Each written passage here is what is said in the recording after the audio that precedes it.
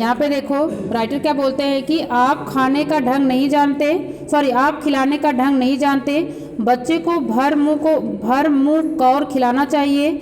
जब खाएगा बड़े बड़े कौर तब पाएगा दुनिया में ठौर। उनकी माताजी बोलती थी उनके पिताजी के लिए कि आपको बच्चों को खिलाने का ढंग नहीं है, क्योंकि आप थोड़ा थोड़ा मुंह में डालते हो। भर भर कौर, कौर का मतलब होता है जो एक एक दो दो बाइट हम लेते हैं मुंह में, तो वही वो बताती हैं कि आपको बच्चों को खिलाने का ढंग नहीं पता है, क्योंकि थोड़ा बड़ा बड़ा बाइट जब हम लेते हैं तो फिर क्या होगा कि हमारा पेट जल्दी भर जाता है। मतलब नहीं तो ये बच्चे खाते खाते ऊब जाते हैं और उनका पेट भरता नहीं है और ये कहते हैं कि हमारा पेट भर गया है, मैं नहीं खाऊंगा।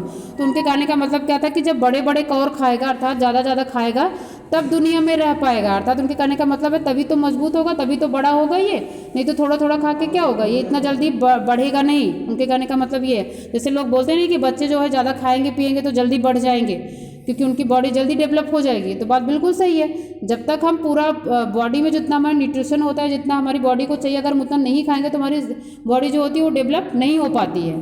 तो वही उनके कहने का मतलब है कि जब ये सही से खाएंगे तभी तो दुनिया में रह पाएंगे। आगे फिर देखिए मैं खिलाती हूँ, मर्दुए क्या जाने बच्चे को कैसे खिलाना चाहिए, और महतारी के हाथ से खाने पर बच्चों का पेट भी भरता है। यह कह वह थाली में दही भात शांति और अलग अलग तोता मैना कबूतर हंस मोर आदि के बनावटी नाम से कौर बनाकर यह कहते हुए खिलाती जाती कि जल्दी खा लो नहीं तो उड़ जाएंगे। पर हम उन्हें इतनी जल्दी उड़ा जाते थे कि उड़ने का मौका ही नहीं मिलता था। जब हम सब बनावटी चिड़ियों को चढ़ कर जाते थे तब बाबूजी कहने लगते, अच्छा अब तुम राजा हो जाओ, अच्छा तुम राजा हो जाओ खेलो। बस हम उठकर उछलने कूदने लगते थे। फिर रस्सी में बंधा हुआ काठ का घोड़ा लेकर नंग धड़ंग बाहर गली में निकल जाते थे।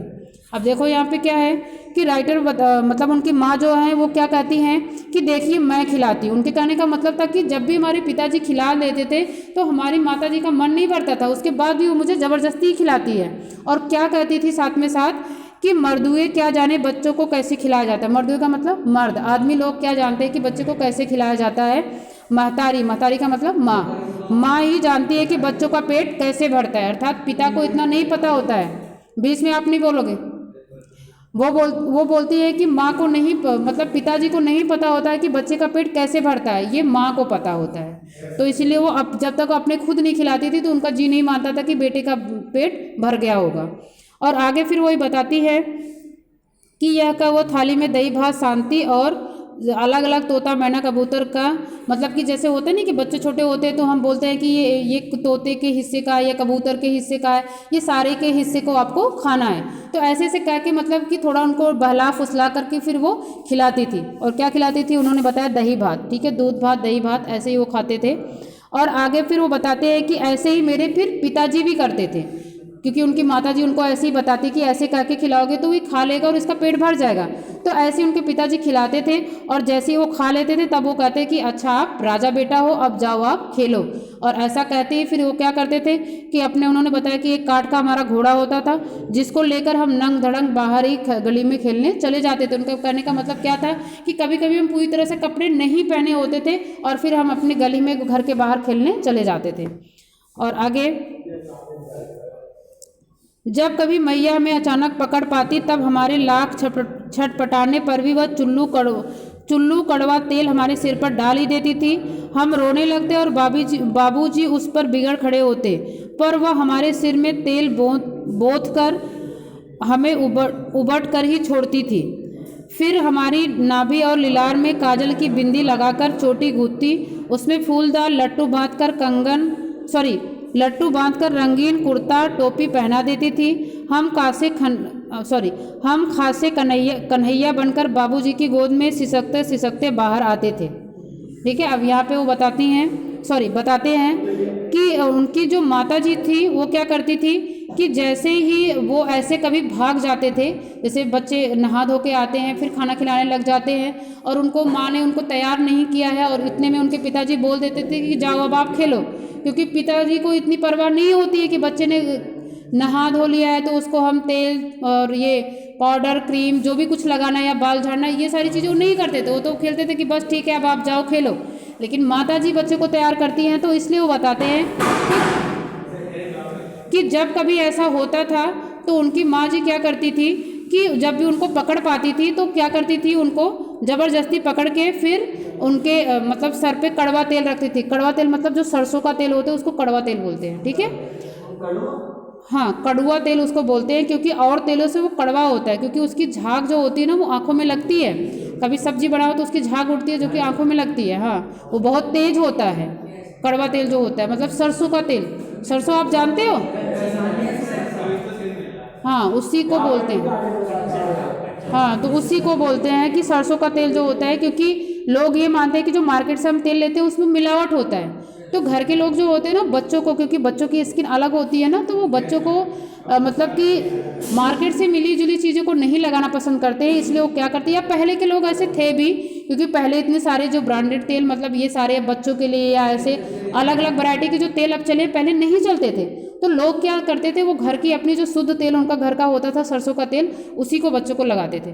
तो वही वो बताते हैं कि कड़वा तेल उनको चुल्लू भर, मतलब थोड़ा सा तेल लेती थी और उनके सर पे वो डाल देती थी, लगा देती थी, और वो खूब रोने लग जाते थे। मतलब वो उनको ये लगता था कि मैम माँ पता नहीं क्या कर रही है, और फिर वो रोने लग जाते थे। और इसके बाद फिर उनकी माँ जो थी, लेकिन मानती नहीं थी, उनको सर पे, क्योंकि उनका बड़ा बड़ा बाल था, तो उस पर तेल लगाती थी, बांध के फिर चोटी गूंथ देती थी। और इसके बाद फिर उन्होंने बताया कि लट्टू गूंथती और फिर फूलदार लट्टू बांधकर रंगीन कुर्ता टोपी पहना देती थी। और उनको फिर क्या करती थी, एक लट्टू बांध देती थी जिसमें ऐसे लटकन लगी होती थी, सुंदर सा लगता था। छोटे छोटे बच्चों को लोग ऐसे ही सजाते हैं तो बहुत सुंदर लगते हैं वो। और ऐसे करके फिर उनको कुर्ता पहना देती थी, फिर टोपी भी लगा देती थी, तो वो बहुत सुंदर दिखने लग जाते थे। और वही बताते हैं कि बिल्कुल कन्हैया बन जाते थे हम। और फिर बाबूजी हमें क्या करते थे, फिर वो सिसकने लग जाते, अर्थात रोने लग जाते थे। और उनके पिताजी फिर क्या करते थे, उनको गोद में लेके फिर बाहर जाते थे। और आगे फिर बताते हैं कि बाहर आते ही हमारी बाट जोहने वाला बालकों का एक झुंड मिल जाता था। हम उन खेल के साथियों को देखते ही सिसकना भूलकर बाबूजी की गोद से उतर पड़ते और अपने हमजोलियों के दल में मिलकर तमाशे करने लग जाते थे।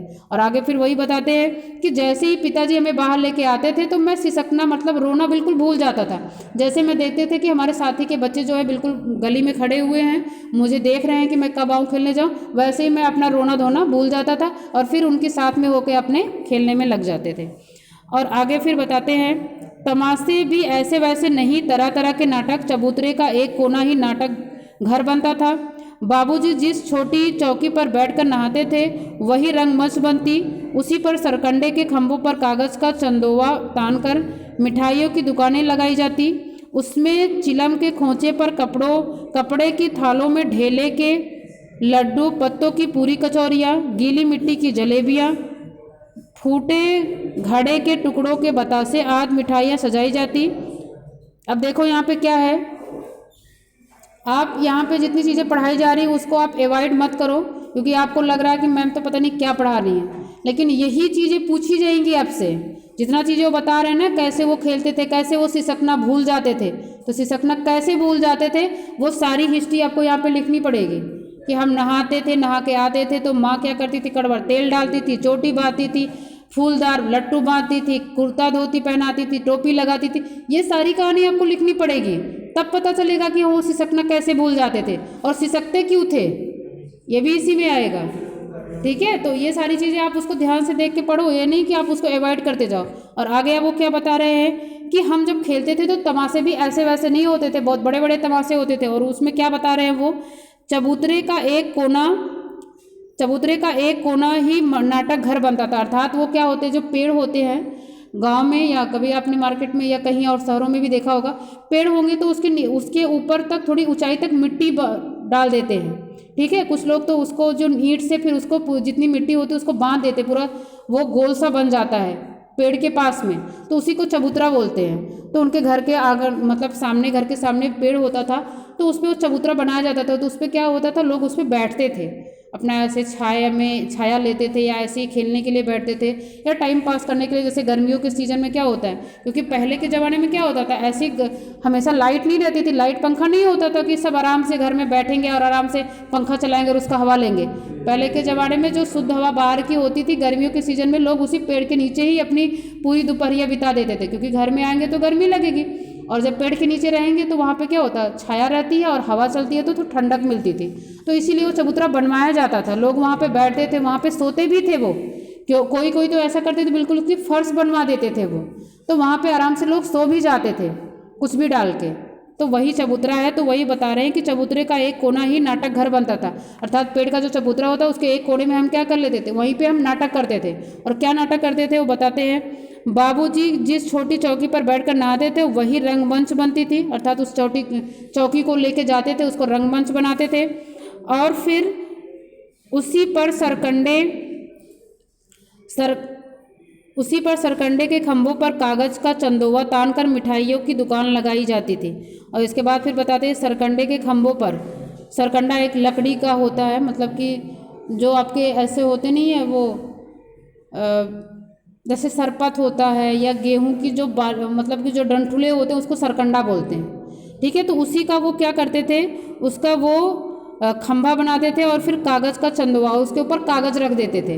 तो ऐसे लगता था जैसे उन्होंने क्या बना रखा है, जैसे तंबू सा नहीं होता है, तंबू जैसे तानते हैं, जैसे टेंट जैसे आप देखते हो अभी आपके ज़माने में अभी शादी वादी होती है तो टेंट लगता है ना, तो वैसे ही उसी टेंट के जैसा वो बनाते थे, उसी को चंदोवा बोलते हैं। और आगे फिर मिठाइयों की दुकानें लगाई जाती थी, उसमें चिलम के खोचे पर कपड़े के थालों में ढेले के लड्डू, चिलम के खोचे पर कपड़े के थालों में, चिलम का खोचा आपने देखा होगा चिलम पीते हुए, है ना, यहाँ पे तो लोग बहुत ही पीते हैं।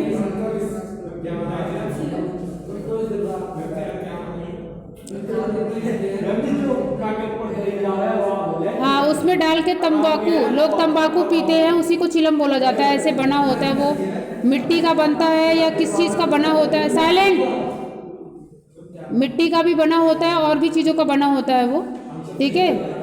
हाँ, कई चीज़ों का बना होता है, तो उसी में तंबाकू डाल के पीते हैं, उसे चिलम बोलते हैं। हाँ,